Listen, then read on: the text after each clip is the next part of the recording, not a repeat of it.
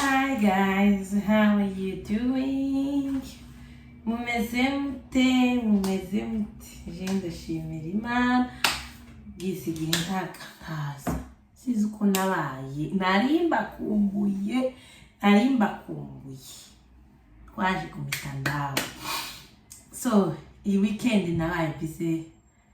Sinzi impamvu ariko kandi uko nari nshobora gukora video arigiye nyine bishika umuntu ntabe nyine you don't just want to do it not ariko ubu nagarutse I'm back again arashize iyinga ndakora videos ariko murabona ko nkomeje kuba kamisi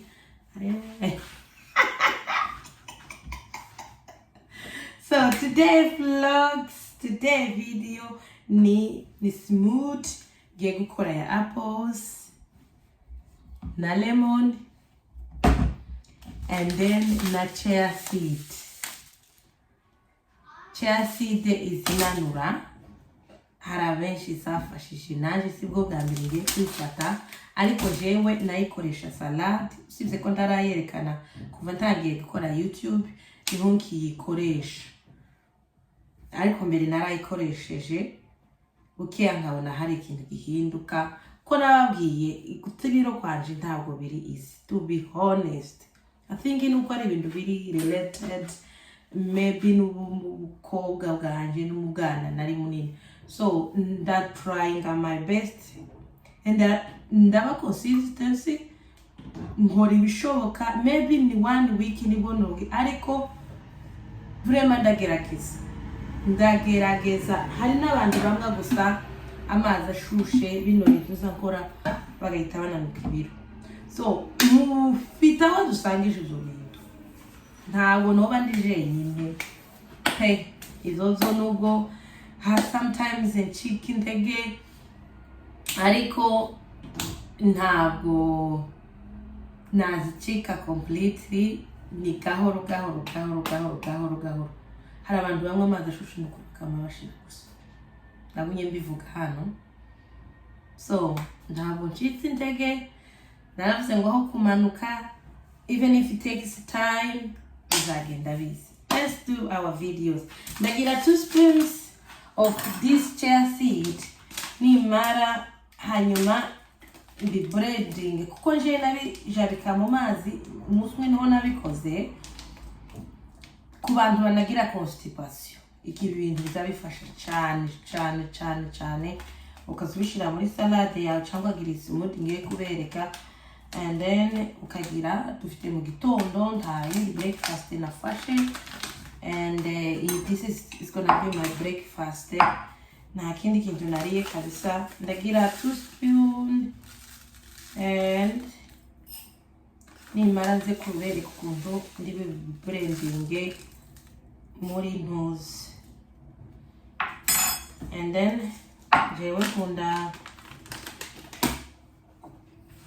iyi ni nyinshi nukuba umeze nk'ubuto ndakoresha amazi ashusheho bukeya kuko bimera mu mazi and then it dissolved hanyuma ndaza kubibrandinga na lemon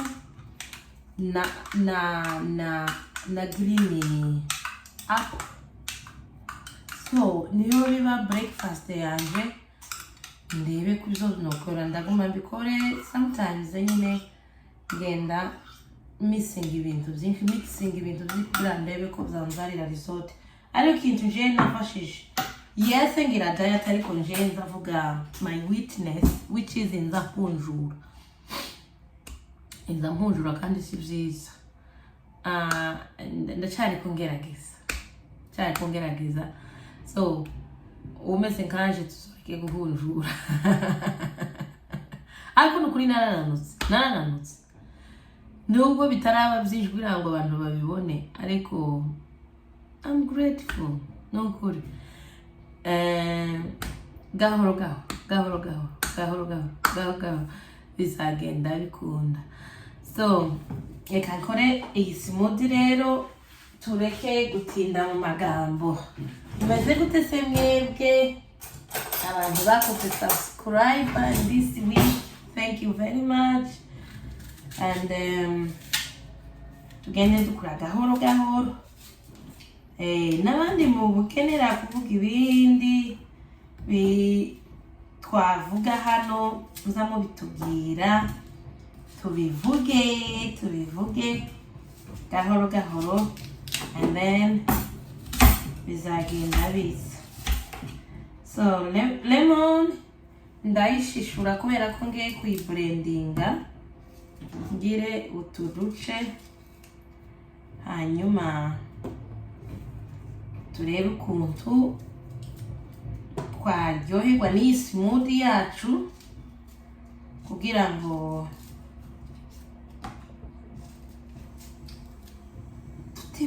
tutibiro bizakunda, ariko hamwe n'Imana bizakunda.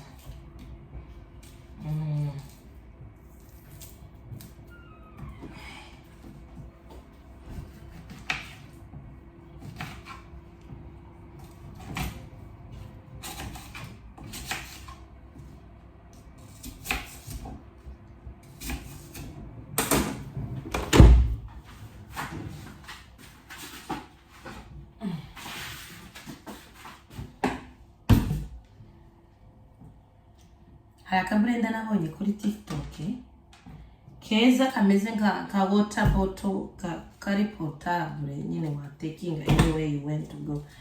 Keza, I'm thinking to buy it. Ndabereka. Urabona iyi ni apple na lemon. So urabona za acide biza bihita bifatana.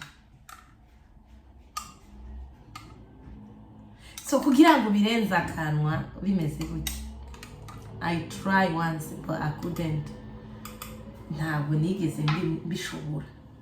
Ngiye kubimena muri no apple ni mucungwe twagize.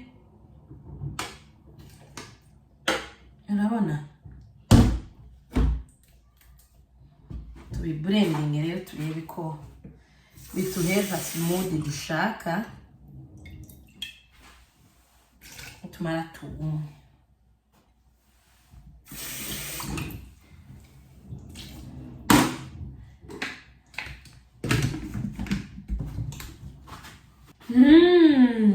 Smoothie actually ready. Today. Hey, biraba ready. Let me see. Tibiraruba neza. Ariko ni yako it seems. Doesn't matter.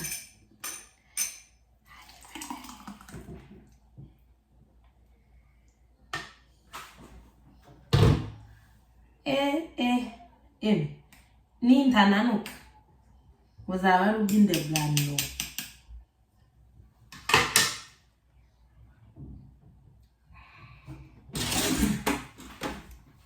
Turebe ko bimera neza.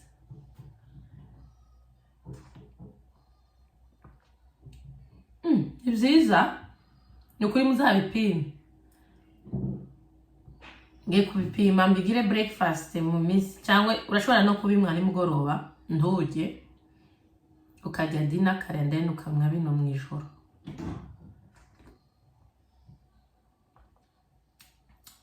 Ni byiza bifite taste touch banimba ari karaka hapo ira lemon. Ariko kubirenza umuhogo, ariko je mbikunda muri salade no mu yindi smoothie washizemo yogurt cyangwa ntuze optimal iriya ntuze porridge utarayiteka. Nje nkuze kubishiramo chia seed, ariko smoothie imeze neza.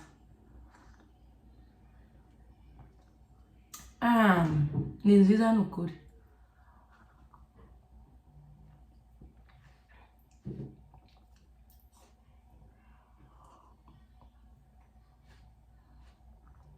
Nagenda mazana ibintu bitandukanye nubwo kunanuka kwanje kugira you might try ugasanga unanutse mbere. Umubiri unanuka vuba. Kuna wewe uri munini turamasha gusa ngo ukomeze ngo bikore. Ariko buriya wapimye wasanga unanutse.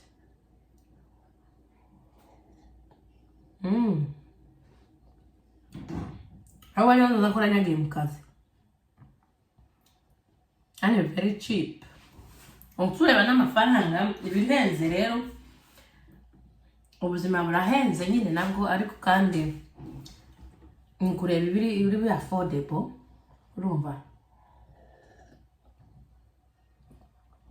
Smoothie iraryoshe kweli nukuri. Ngahe nyimwe. This is my first time.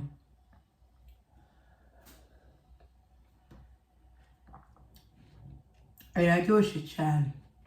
Ku muntu ugira constipation wajya bino bintu waba free. Nimbuzo ubwogwa kugira. Utanzayimisinga n'ikindi kintu.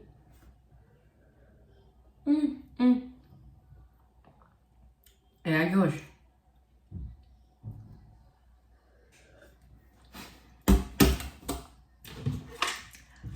Abantu bagira amapeti ibintu byose tuba ko biryoshe. Utagira apeti wabijya ukumva ati iki akavuga ngo biraryoshe. Utagira amapeti ore wako je nyigirira amapeti.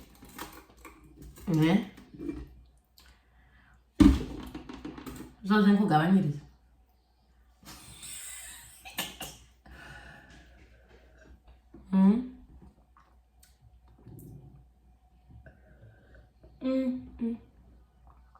Ndakarenguye.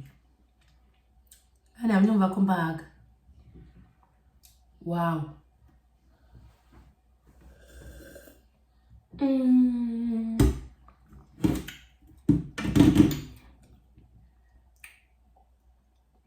Ino smoothie iraryoshe nukuri.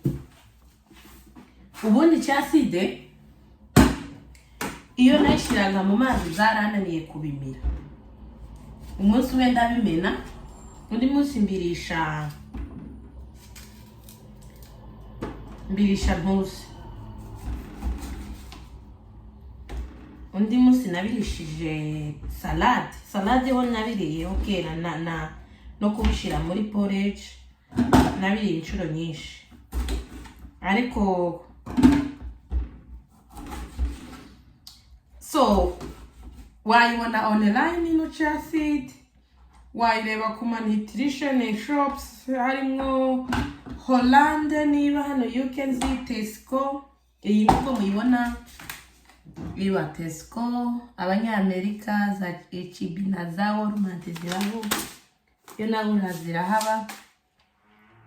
Iyi ni Tesco. I'm not sure ko alidiagira na Amazon wayibona. Nutubuto twiza ku bantu bananuka vuba turabananura cyangwa nimbwira constipation wayivanga n'ibindi bintu. Tugiye gushiramo apple cider vinegar muri no drink yanje. Nawe ku muntu ugira constipation nziza birananura cyangwa se vinegere ku batazi apple cider vinegar. And then I put my hot water ready from curtains. Voilà.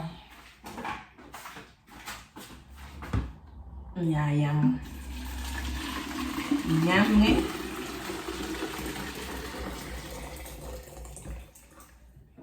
Yeah. Ndongeza makonja. And then I will drink my drink. Thank you guys. Thank you for watching. Thank you for support and comment. Thank you for everything. God bless you. I'll see you on the next video. Maybe by tomorrow. Hari ibintu nzabereka byo guteka. Hari abambajije ko bijya bintu zakangara ngo nivyinki zabi vegetables nzabikunda nabitwitse from scratch nibyo naberishije afterwards kuko nari ngiye mu kazi ntabwo nabonye umwanya wo kubereka from anyway details etap by etap. Thank you very much. God bless. Have a good beautiful weekend. Oh no, it's not weekend. Mugire ibihe byiza anyway. Imana ibarinde. Ciao ciao nakagaruka. Bye.